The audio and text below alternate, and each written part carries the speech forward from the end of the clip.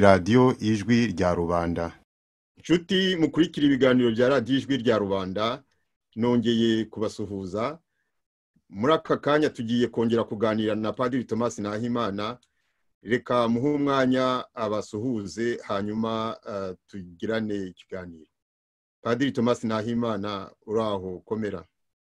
Mukomere Simeo, murakoze kongera kumpa ijambo. Ndi Padiri Thomas Nahimana, Perezida wa Guverinoma y'u Rwanda ikorera mu buhungiro. Nkaba ngarutse kuganira nawe no kuganiriza abanyarwanda badukurikira muri kano kanya, kubera ko nyine Guverinoma y'u Rwanda ikorera mu buhungiro ishishikajwe by'umwihariko no kumenya uko abanyarwanda babayeho, baba bari mu buhungiro, baba bari mu gihugu, muri ibi bihe by'amage nanjye kuvuga ngo n'imidugararo itewe cyane cyane na cyorezo cy'indwara ya coronavirus iri guca ibintu mu mahanga, ariko no mu Rwanda ikaba itarahatanzwe, ndetse muri iyi minsi hakaba harafashwe ibyemezo bikomeye cyane bibangamiye uburenganzira bw'abaturage. Akaba ariyo mpamvu tugomba kubikurikirana buri munsi kugira ngo tumenye uko abaturage babayeho, tumenye uko ibisubizo biri kuboneka, niba hari n'ingorane tube twatanga inama. Murakoze. Nibyo koko ubushize twaganiye hano kuri radiyo ijwi rya rubanda ku birebana n'uburyo leta y'u Rwanda yita ku kibazo cy'abaturage muri ibi bihe bya coronavirus. Icyo gihe ndetse na Perezida wa Repubulika yari ataragira n'ijambo ageza ku banyarwanda. Mbese abanyarwanda bari mu bwigunge, uretse kumenya gusa kominike yabaga iturutse muri Minisiteri y'Ubuvuzi ivuga umubare w'abafashwe cyangwa iki. Nageraga rero ngo ubu ngubu tubwire evolution yabaye kuva twaganira ubushize kugeza ubu ngubu, n'icyo ubitekerezaho. Icyo nabivugaho, ngira ngo intambwe z'ingenzi z'uko ibintu byagenze zirazwi. Icya mbere nuko leta y'u Rwanda mu cyumweru gishize yihutiye gufata imyanzuro, ibyemezo bikomeye byo guhangana n'icyo cyorezo, ariko ibyo byemezo nk'uko twabibonye ntibyafashwe hakurikijwe imiterere y'u Rwanda n'abaturage bayo, ahubwo hafashwe ibyemezo nk'ibiri gufatwa mu Burayi byo gufungirana abaturage mu ngo zabo, kugira ngo cyane cyane hatandura benshi icyarimwe. Icyo cyemezo ubwacyo ntacyo cyajyaga kuba gitwaye, kuko n'abindi Burayi nicyo bafashe, ariko ikibazo byagaragaye ko ari ingaruka zabyo. Hano mu Bufaransa, mu bihugu by'i Burayi, muri Amerika, iyo bafashe icyemezo cyo gufungirana abaturage, kubasaba kwifungirana mu ngo zabo, leta ishyira amafaranga, ikora budget y'ibyo bihe by'amage, ikavuga uko izatunga abaturage, ikavuga uko abakozi bazakomeza guhembwa, ikavuga uko izatunga abakoreraga nyakabyizi bamwe barya ari uko bakoze uwo munsi. Mu Rwanda rero bafashe ibyo byemezo bikomeye cyane, babiterera aho ngaho, ariko ntibafata ingamba z'uko bari butunga abaturage. Akaba aricyo cyaduteraga impungenge. Icyo ni icya mbere. Icya kabiri kandi byaje kugaragara, ndaza kubigarukaho mu kanya, ko ibyo byemezo byo kuvuga, byo gutangaza ibihe by'amage, kubera ko biba biri bukureho uburenganzira busanzwe bukomeye bw'abaturage, ubundi bitangazwa na Perezida wa Repubulika, nawe akabikora amaze gukoresha inama y'abaminisitiri ibyemeye.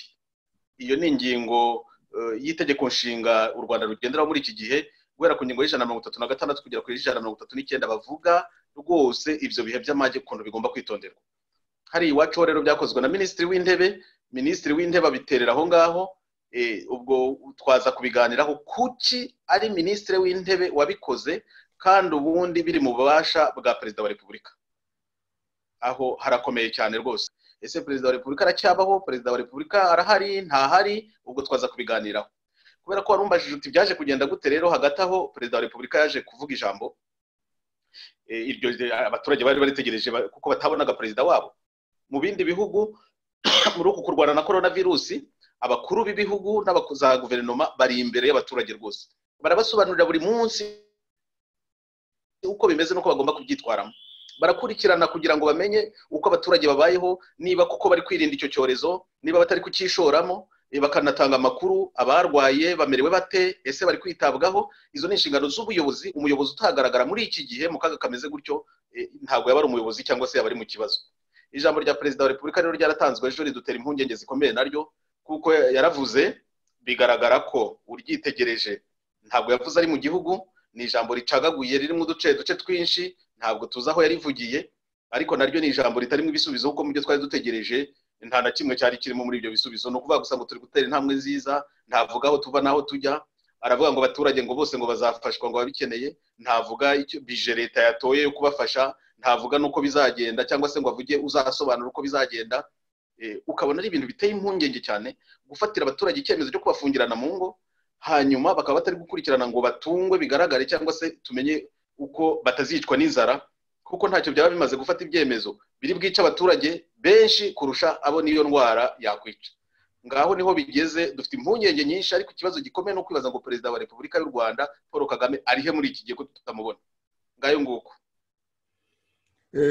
nibyo abantu benshi barabyibaza, baba imbere mu gihugu baba bo hanze, bibabaza bati ese mu bihe bikomeye nk'ibi ngibi kuki uwo mugabo yabuze burundu akabura, ntagaragare ngo avuge, agenda asura abantu bamwe, ababwira, abahumurize, areba abaganga, avuge, abonane n'abanyamakuru, bamubaze uko ari guteganya kubigenza, niba afite ibikoresho bihagije cyangwa ibiki. Yarabuze. Iyo ni impungenge benshi bafite. Hari n'abavuga ko ashobora kuba atari mu gihugu koko. Uvuze yuko mu ijambo yavuze wabonye asa naho ari ijambo yavugiye hanze. Ibimenyetso bikwereka yuko ashobora kuba ari ijambo yavuze atari aho yagombye kuba mu gihugu koko mu rugwiro. Ni ibiki, ni ibihe? Aho ngaho rwose reka tubivugire hamwe.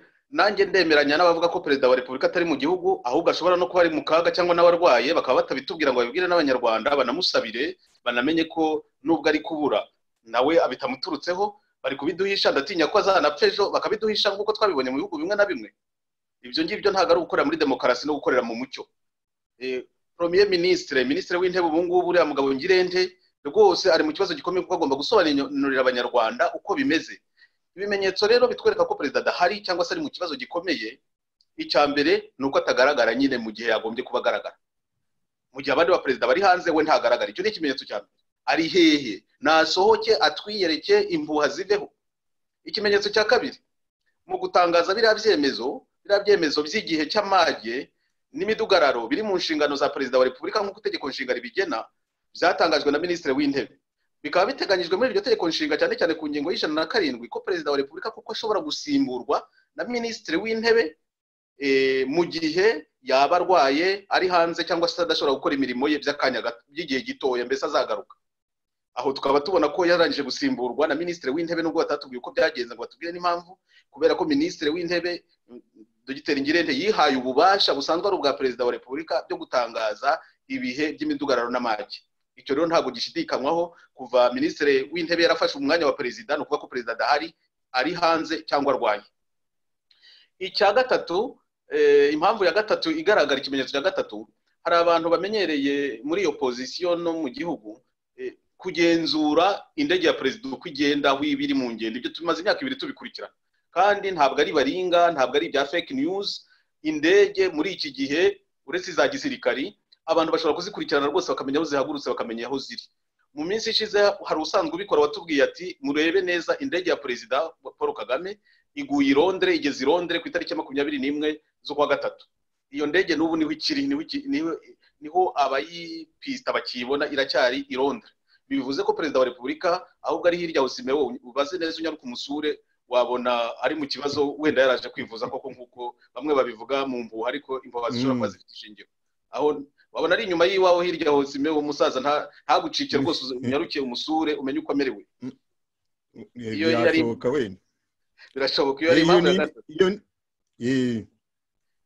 Indi mpamvu rero ni ririya jambo mu gihe gikomeye bashatse gutwereka ko Perezida ahari avuga ijambo, ariko dusanzwe tuzi ko Perezida avuga amagambo n'inzira akoresha yari mu gihugu, inzira nziza isobanutse, aho avuga ijambo nyine ukabona ko ari kurivuga live. Hariya rero ntabwo yaduhaye ijambo live ngo Perezida wa Repubulika wacu tumubone ko ahari, tubone ko yitsa, tubone uko amerewe, hariya yavuze ijambo wagira ngo unamurebye no mu maso uhita ubona ko ari umuntu wifitiye ikibazo gikomeye. Ariko igitangaje cyane ni uko iryo jambo ari ibice bice, ndetse bariduha bwa mbere bariduhaye aho yatangiriye hatarimo, ritangirira hagati tuyoberwa uko bigenze, naho ni uduce duce bagiye bafata baterateranya, uhita unabona ko pla atari zimwe, biragenda bihindagurika, mbese n'ijambo batenze yavugiye ahandi hatari aho asanzwe rivugira, hanyuma baraditerateranya ntituzi igihe yavugiye iryo jambo, noneho bararitwereka ngo nibwo ari kuvuga. Icyo ni ikindi kimenyetso cya gatanu. ubwo wenda icyo gihe yabaga bari gucagagura, yabaga atangiye gukora ngo bagaca, noneho akagaruka kongera kisuganya, bati ngaho komeza. Aramutse arwaye ubwo nyine birumvikana, umuntu yarwaye ari mu bitaro cyangwa arembye, birumvikana ko atakora ijambo nyine mu buryo busanzwe. Ibyo ari byose harimo ikibazo, rya jambo ritagerekana ko cyose cyaramunaniye. Indi ingingo ya nyuma rero, ikimenyetso cya nyuma mbona nuko muri iyi minsi mu begereye ubutegetsi bakoresheje uko bashoboye, bafite ikintu umuntu yakwita febrilité mu gifaransa, sinze gushaka kutwumvisha ko perezida hari ku ngufu. Ndibuka mu minsi ishize muri iki cyumweru gishize ukuntu batweretse ngo yarari kumwe ngo na minisitiri w'intebe wo muri Canada, bibagirwa ko minisitiri w'intebe wo muri Canada yarwaye, ari mu yiheje, ari mu muhezo. Basohora ifoto bari kumwe, tugiye dusanga ni yasohotse mu mwaka wa 2018. Urumva bari bafite icyo bahisha. Bukeye barongera batwereka ngo perezida ngo yarari mu nama ngo ya G20, batwereka ifoto utamenye igihe yafatiwe, utazi abo bari kumwe. Noneho nabyo nta n'umuntu wo hanze wabihamya, nta source extérieure yabihamya, ukabona barashaka kutwumvisha ko hari, ubona ko bari gushakisha kutwemeza ko perezida hari. Yari yicaye muri sare wenyine n'icupa ry'amazi imbere, gusa butarika, ntawamenya, areba ekran hariya, ntawamenya igihe icyo ari cyo, aho yari ari, ibintu nk'ibyo ngibyo. Abona yari kwirebera na ka sinema kamunyuze, nyuma hari abaje kubikinisha bakajya bamushushanya muri iyo sare, noneho bashyizeho andi mafoto ngira ngo warayabonye. Ariyo nabonye abantu n'abagome rwose, cyangwa se bazi gusetsa, yicariye muri iyo sare ari kureba abakobwa bambaye ubusa imbere ye. Iyo ntiwayibonye iyo foto ubwo wenda nibyo yabanje kureba mbere yo kujya muri iyo nama. Ni ugusebanya, ibyo ntibagasebye umukuru w'igihugu, bajya bamuvuga ibyo akora. Wenda ibyo ntabyo ajya yirwa areba, nta mwanya bifitiye. Ibyo ari byose biragaragara yuko hari ikibazo ko abanyarwanda nta muperezida bafite, ko yasimbuwe, kandi ko impamvu yasimbuwe zitaragaragara, ku buryo n'ibibazo byose biri kuba birebana n'iyi coronavirus bikaba bigeretseho n'ibyo ngibyo by'uko nta mu responsable mu gihugu. Ni ikibazo wumva byagenda bite? Ikibazo gikomeye cyane, kubera ko tuzi ko perezida Kagame ubutegetsi bwose buri mu biganza bye, yadahari nta wundi uba ufite ubutegetsi. Uriya Dogiteri Ngirente tuzi ubutegetsi bwaho butangira naho bugarukira ntabwo, noneho kuba ari we usa n'uri kuyobora igihugu nta bubasha afite. Kandi ndavuga ubutegetsi, kandi ubutegetsi no kuvuga gutanga itegeko kanumvirwa bikanakurikizwa, kandi bikaba mu gihe ufite bwa bubasha, ufite bwa butegetsi adahari, tutazi n'impamvu adahari. Kandi bikaba igihe bafashe ibyemezo bikomeye by'abaturage bashobora kwicwa n'inzara kandi batangiye no gupfa. Hari abakubiswe bagiye kwiba barapfa, hari abarashwe na polisi bapfuye, mu gihe bataratubwira ko coronavirus yo bari kwirinda. Hari umuntu yishe, polisi yamaze kurasa 2, hari abandi bane bamaze gukubitwa kubera inzara, bagiye kwiba baricwa. Ibyo bizagenda byiyongera. Hari ikindi cyaje ngo hari imfashanyo ngo batanze, ejo bundi twabajije abaturage hariya, batubwira uko babibona, batubwira ko yamfashanyo perezida yavugaga ngo yatangiye gutangwa. Nawe unyumvire ku bantu bafungiranye bazamara iminsi irenze 15, ngo bagiye ngo muri rwa rwego rwitwa isibo, ngo ku ngo 15 bagafata 5, buri rugo bakajya barwa ikiro kimwe cy'ibishyimbo, ikiro kimwe cy'umuceri n'ikiro kimwe cy'akawunga. Nawe unyumvire, iyo ntago ari imfashanyo, nibyo gukinga abantu mu maso, nibyo gushuka abantu ngo bari kubafasha. Iyo mfashanyo nta y'abaturage basabye, iyo mfashanyo nta y'abaturage bakeneye, nibabaho uburenganzira bwabo, bajye mu mirimo yabo, bajye gukora. Iyo coronavirus igomba kwirindwa uko abantu bashoboye, ariko bimaze iki gutanga umuti wakwica abaturage kurusha indwara ubwayo. Niba igihugu nta bushobozi gifite ntibyadutungura. Twabonye ko n'ibihugu byino bigorwa no gucunga iyo coronavirus, nabyo ntibyari biyiteguye ibihugu bifite ubushobozi. Ku Rwanda rwagira ingorane ni ibintu byakumvikana, ariko nibareke gufata ibyemezo bakopiye mu mahanga, ngo babitsindagira abaturage, hanyuma abaturage batangire bamarane kubera inzara, batangire bicwe n'inzara, ngo bari gushaka ese ubundi barabafungira n'abategereje iki?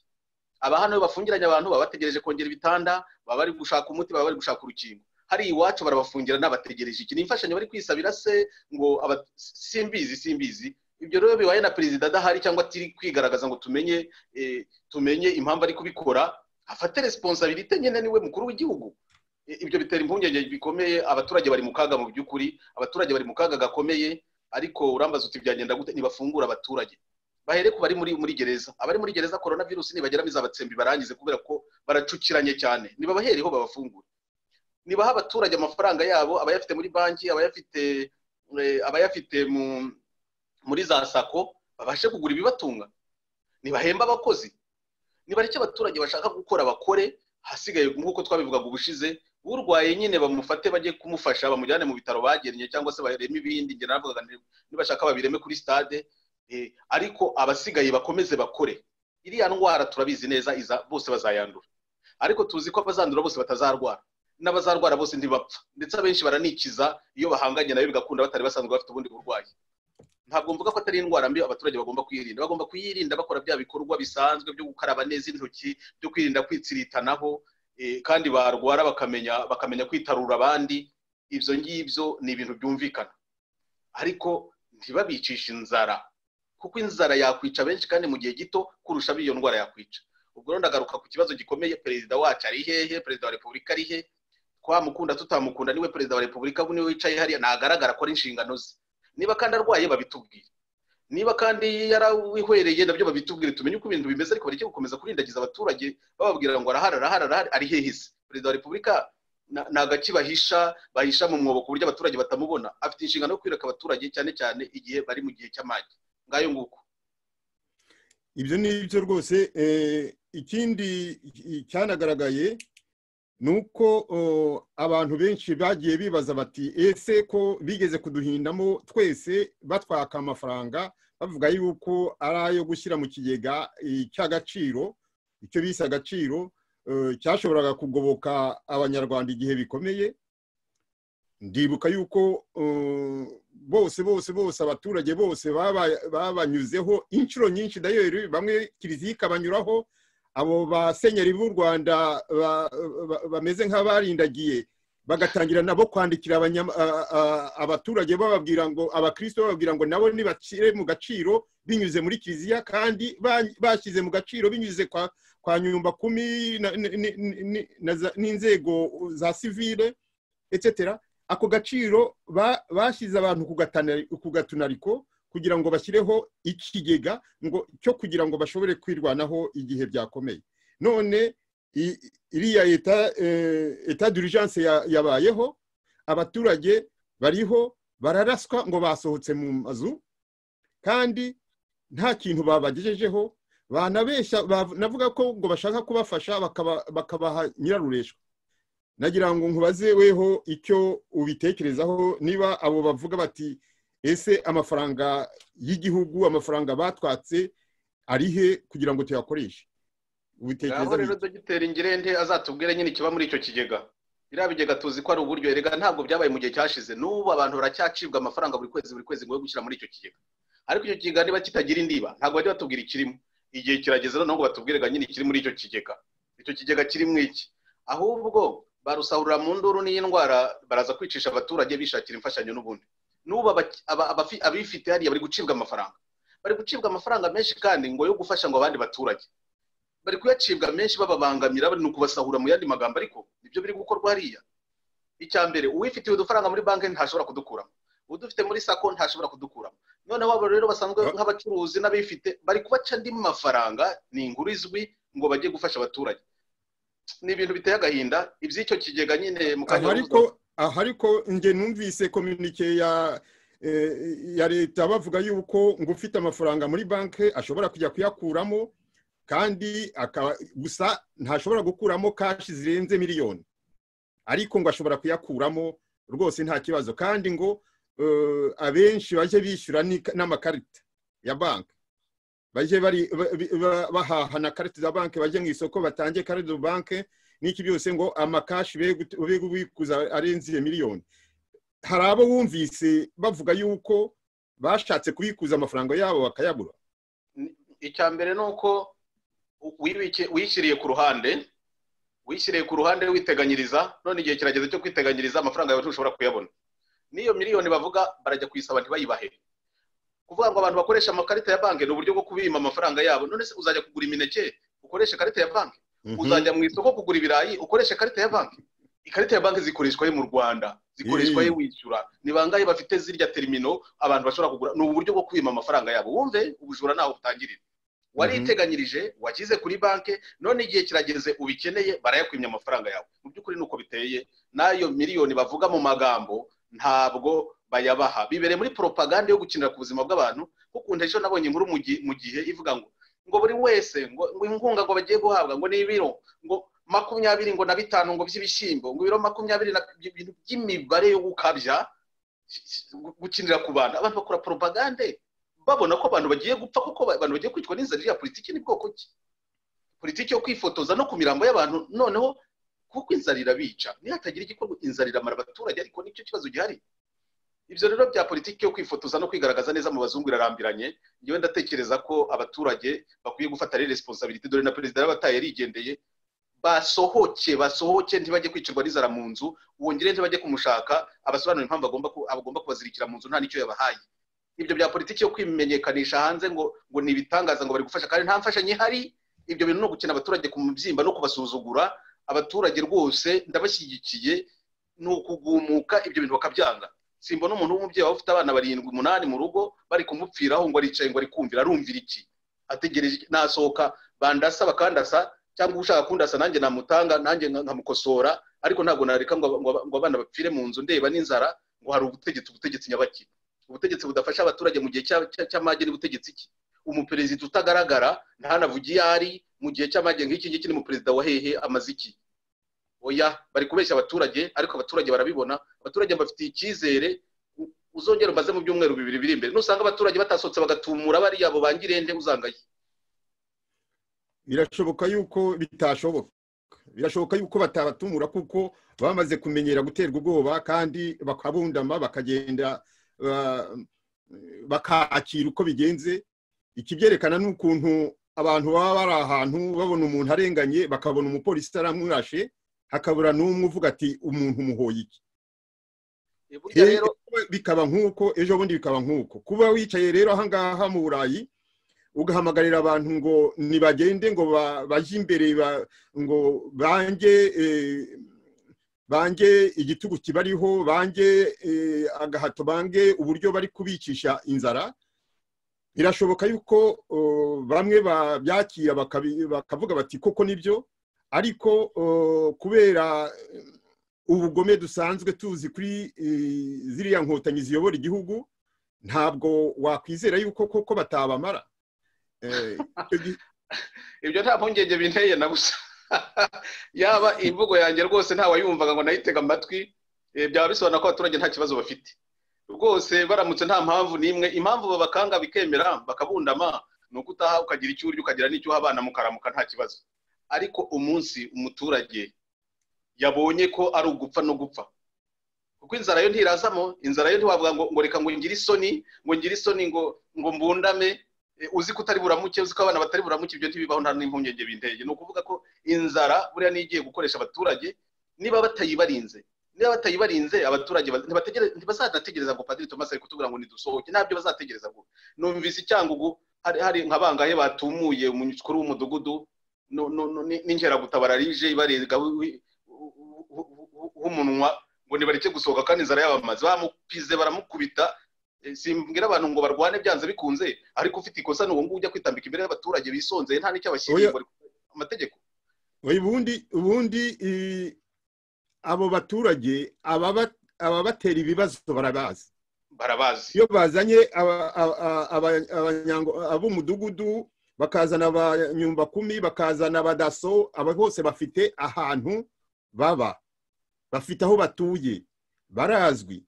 Iyo umudaso afashe umuntu akamuniga, akamutera umunigo, akamubuza amahwemo, bose barabivuga, kandi bakagenda bavuga bati nyamara yamurenganyije, umuturage akahagwa. igihe rero bazatinyuka bakavuga bati nuriya ntabwo ari Kagame wamanutse akaza hano ariko utumereye nabi n'uyu niwe turabanza gukanyaga nawe niba yishe umuntu nawe bamuhitane bamuhisomo cyangwa se bamukurure bamujyane ku bucamanza bati mudushyirire muri prison nibigenda gutyo abantu abo babakandagiraga bazajya babikora bikandagira bavuga bati nitumara kubikora turarara hehe. Aho niho igitekerezo cya revolution twakomeje kujya tuganiraho. Revolution ya rubanda no kwiza nta kundi, kubera ko hariya abaturage babundaga kubera ko bafite amahitamo, ukavuga uti reka nibundire ejo nzabe ngiriho. Noneho arabunda se inzara imwemerere kuba kiriho ejo, iyo abaturage babagejeje aho ngaho aho bagomba guhitamo hagati y'urupfu n'urupfu, bahitamwe uruzaza bitinze. Uruza vuba vuba n'urw'inzara, uruza bitinze n'urwo kurwana n'umudaso. Abo badaso rero bitonde cyangwa se bashyire mu gaciro bareka abaturage babaha amahoro. Abategetsi ba hafi abo begera abaturage nibareba nabi abaturage barabakosora, ntago bategereje ko Padiri Thomas abahamagara ngo birwaneho. Inzara yonyine irabibigisha, inzara ntawe itigisha. Ubwo rero gusa abategetsi bazaba bashyize abaturage mu kibazo kitari ngombwa. Nuko mbona perezida bacitse yabatorotse yigendeye sinzi iyo yagiye, ariko abo bangire ntibagombye kumenya ko batagomba gushyira abaturage muri icyo kibazo cyo gutuma basubiranamo. Iyo ni guerre civile, gutuma basubiramo namo n'uwo mudaso n'uwongera gutabara ubana n'abaturage nawe gutuma asubira inyuma akajya kurwana n'abaturage no kumuhemukira, ntacyo bimaze, ntacyo bimumariye, nta nyungu bifitemo. Ubwo rero nkumva mu byemezo bafata bari bakwiye kubisubiraho mbere na mbere, bakabanza bakabwiza abaturage ukuri perezida wabo ari he. Icyo ni ikibazo gikomeye, perezida wabo ari he. Ariko abaturage niba batamubonye, niba tabiyeretse, nibamenye ko adahari, wenda aranapfuye ntibabizi, bose bazabibwirwa n'iki? Nibamenye ko adahari, nta bindi birwaneho nk'abatagira umuperezida, birwaneho nk'abatagira umutegetsi. Ngibyo ndi Burayi nanjye ntabishaka, yomba mu Rwanda ngo nkwereke simeho ubundi ko adahari wanyarutse ukabwira ngire ntutigama niba barabuze ndi bangire ntese bantumyeho bakareba ukuntu manuka, bakamfungurira amayira bakareba ukuntu manuka. Niba nta muperezida bagira kandi batinya no gufata igihugu ngo bakiyobore, baduhamagare tubereke uko twebwe twajya kwifashiriza abaturage, tugashishikazwa n'akaga barimo muri iki gihe kandi tugashaka ibisubizo bikwiye. Ibyo ari byose gufungirana abaturage ntacyo uri guteganya, ubona ko bari bwitwe n'inzara. N'udufashane twa nyirarureshwa abaturage batagusabye, nuko wowe wabakuriyeho uburenganzira, byumvikane neza, bamenye ko abaturage bari kubacengeza mwakajinya. Umujinya mwiza umwe Kizito Mihigo yaririmba. Uwo mujinya mwiza rero nubwo utaba umurandura nzuzi, ahubwo ngo nudutera gufata ibyemezo biturinda, bidukomeza, biturinda guhungabana mu gihe twugarijwe. Abaturage barugarijwe, umujinya mwiza buri wabo bazamutsemo bagakora akantu. Ndabibifuriza ndabibasabira rwose, sinya kubivuga ku mugaragaro ko ntabwo nshyigikiye kuzabona bavuga ngo abantu 100, 200, 200, 800, miliyoni ngo yishwe n'inzara. Abarya bahari barya. Muri iyi minsi hari abantu nabonye video yabo bataka cyane. Umunsi leta yavuze yuko ngo bahagaritse ingendo, ngo ko badashaka yuko abantu bava hamwe bajya ahandi, imodoka zitwara abagenzi zarahagaze.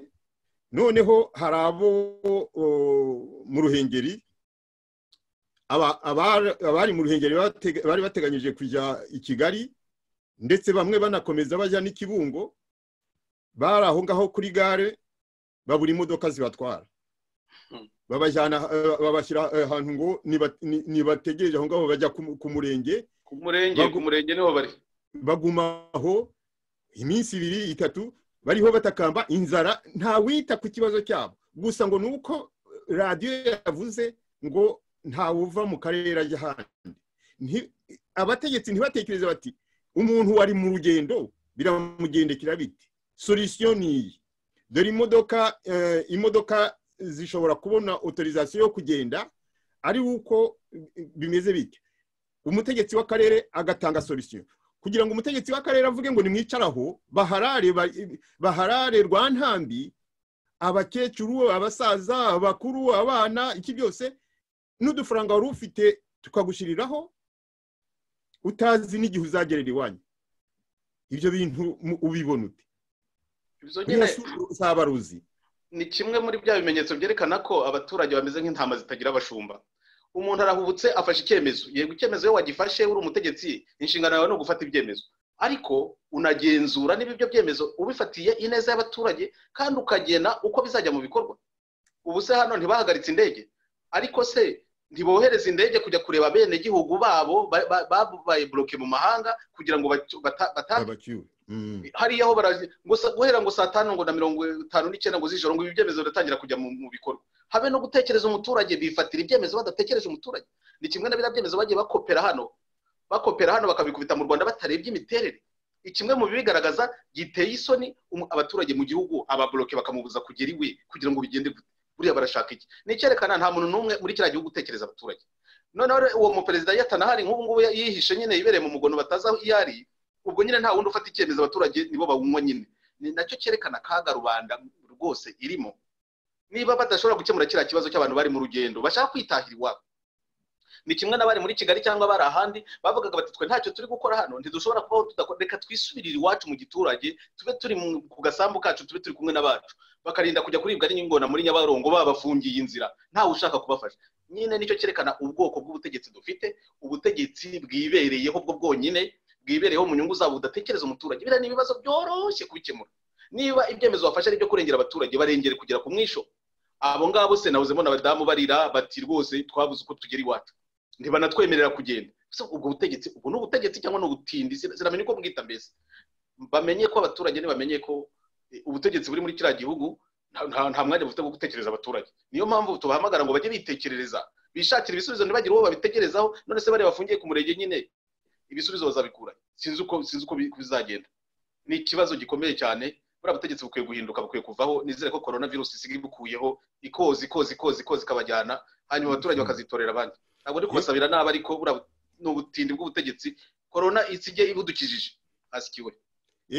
Coronavirus se ko yamaze gushyira Kagame mu ndaki, deja igitego cya mbere cya corona cyabonetse yagiye mu ndaki nkuko yabivuga.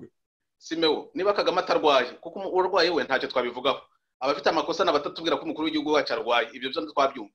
Niba ari ubwoba yifitiye ngo ntajye hanze atandura, agumeyo ntazagaruke. Bon, reka ubwo nizere ko arabyumva. Niba hari ababimwumvira barabimubwira, ntazagaruke, asaba ubuhungiro yagiye mu Bwongereza, azaze duturane. Azaze duturane wari hirya aho ngaho murebe. Yakora niba arwaye ntitwamuvugiraho, twamusabira. Niba arwaye ntitwamuvugiraho, wenda twamusabira. Ariko niba bivuge abaturage babimenye nyine, bamenye aho ari, n'inshingano ni uburenganzira bwabo bwo kumenya ukuri.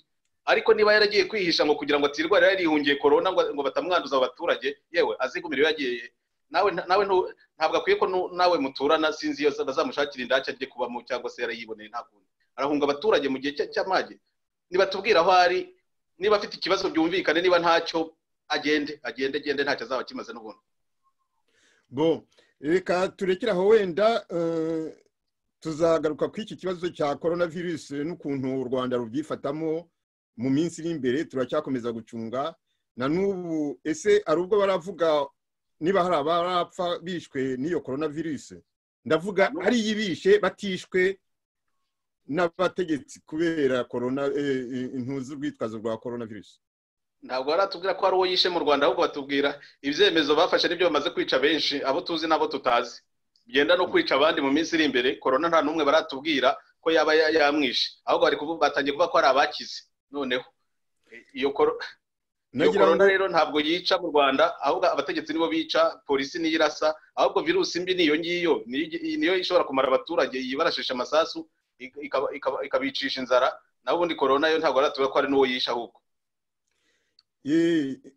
hari abavuze yuko chloroquine ivura coronavirus, iriya COVID-19, hydroxychloroquine. Deja aho mu France nabonye intuza arete ya ministre w'ubuzima bwo mu Bufaransa atanga uburenganzira ku baganga bo mu Bufaransa yuko bakurikije discretion yabo babonye uburenganzira bwo gutanga hydroxychloroquine ku murwayi urembye wa corona ufite COVID-19, kubera yuko ntibarakora za essai clinique zihagije kugira ngo bemeze kwivura, ariko kubera bagiye bakira bayifashe yemeye yuko bafite uburenganzira bwo kubikora bwo kuyikoresha.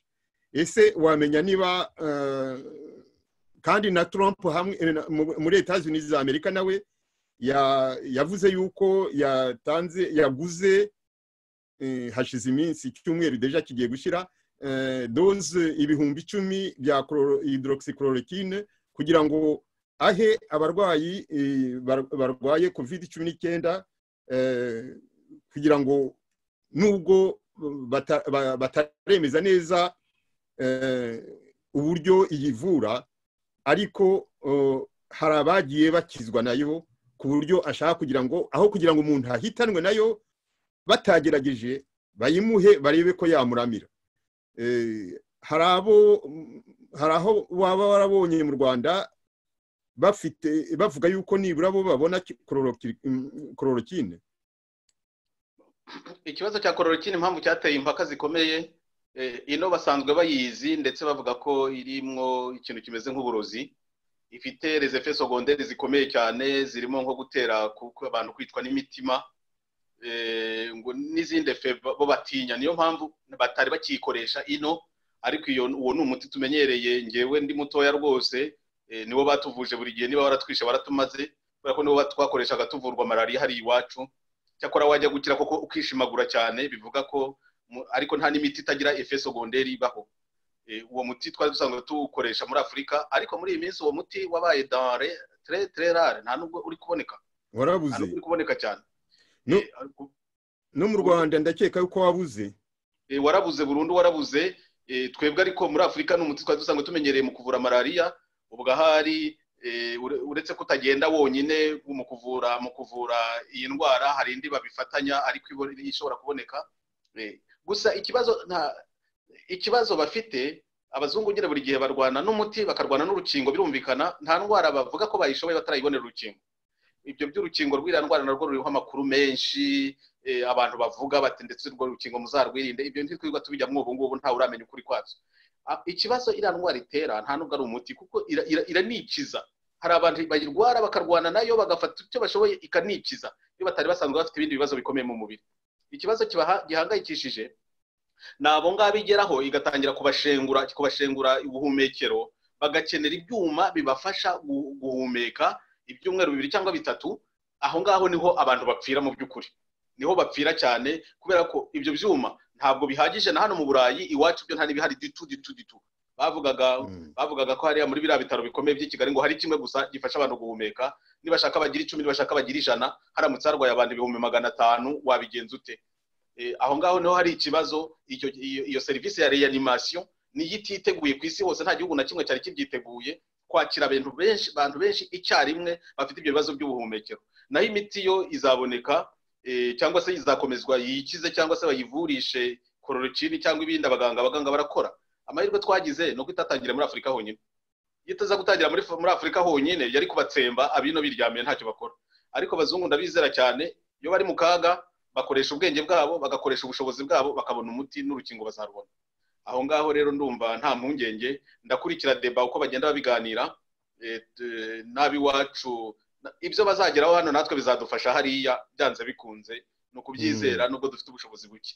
Ariko icya mbere no kwirinda inzara, kuko inzara yo yamara abantu. Inzara yo nimbi kurusha nibyo abaturage bagomba no kumva.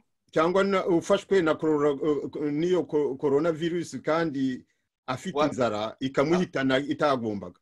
Nibyo ufashwa ashonje izagihita imunangura, nta n'ukundi byagenda. Nibarwanya inzara, abaturage badafite inzara bazahangana nayo byanze bikunze. Abapfa bapfe nta kundi, ntabwo ari mu Rwanda honyine bazaba bari gupfa, n'ahandi bari gupfa bari gushyingura. Ariko hari benshi bayirokoka kubera ko bariye. Ahubwo leta y'u Rwanda nireka abantu bakore, bashobore kubona icyo barya, banarye neza kurusha ibisanzwe. Urebe ko iyo ndwara izatwica abantu ariko nizica benshi birenze urugero nkuko yabica bashonje. Nagiraga rwose ngo ngusabe Padiri Thomas Nahimana usoze iki kiganiro, ugira ijambo wabwira abumva Radio Ijwi rya Rwanda. Urakoze Simeon mu gusoza iki kiganiro, ndasozereza aho twatangiye.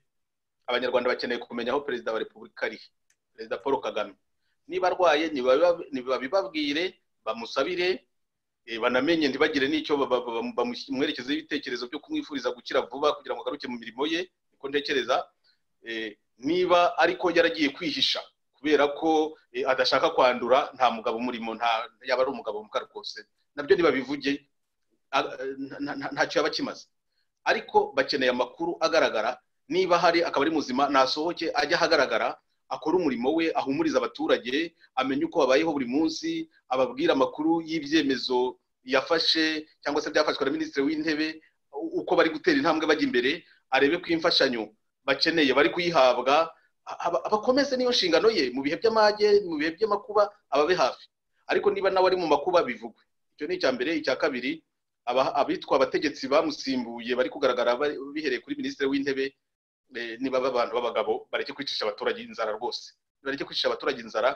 Kimwe mu byemezo gikomeye nuko bakuraho bira byo kubafungirana, bakareka bagasubira mu mirimo yabo, bakabatoza bya bikorwa bisanzwe byo kwirinda kwanduzanya ku buryo bwihuse. Ahasigaye kandi bagahangana no kwakira no gufasha abanduye, bakavurwa mu buryo bushoboka, abapfuye bagashyingurwa. Nta kundi. Murakoze, mugire umugoroba mwiza. Turifuza ko rwose ubutegetsi bwo mu Rwanda kuri inshingano yabwo bugafata kiriya kibazo, bukagishakira ibisubizo bikwiye, buticishije abaturage inzara. Ariko abaturage nabo ndasoza mbabwira ngo niba babona bashaka kubicisha inzara ntibabyemere, basohoke birwaneho. Nta butegetsi bafite, dore ukimenye uko na perezida adahari, abandi badashobora kubonera igisubizo abaheze mu nzira bataragera iwabo, abo ngabo ntibagire ibisubizo babategaho. Abaturage birwaneho nk'abari mu gihe cy'intambara n'amage, nta kundi byagenda. Ngayo nguko, nizeye ko tuzongera kuganira mu cyumweru gitaha, wenda ibintu biri kugenda neza iwacu, atari amarira gusa, cyangwa tutari kubarura imirambo y'abishwe n'inzara iturutse ku bategetsi. Ibyo bintu bishobora kuzitwa jenoside, ko abaturage nibamara gupfa ari ibihumbi bishwe n'inzara, bari abategetsi ntibagira ngo ntibazabibazwa. Ngaho Simewo, abanyarwanda rwose ndabasabira umugisha, barara amahoro, ariko banagira ubwenge birwaneho, bashaka ibisubizo. Urakoze cyane Padiri Thomas Nahimana. Nizere ko ubutumwa bwawe bugera kuri bose bukabanyura. Nshuti mwakurikiraga ibiganiro bya radiyo Ijwi rya Rwanda, duhagarariye ahangaha mwaganiraga na Padiri Thomas Nahimana waje muri studio za radiyo Ijwi rya Rwanda. Mugira amahoro. Iyi ni radiyo Ijwi rya Rubanda.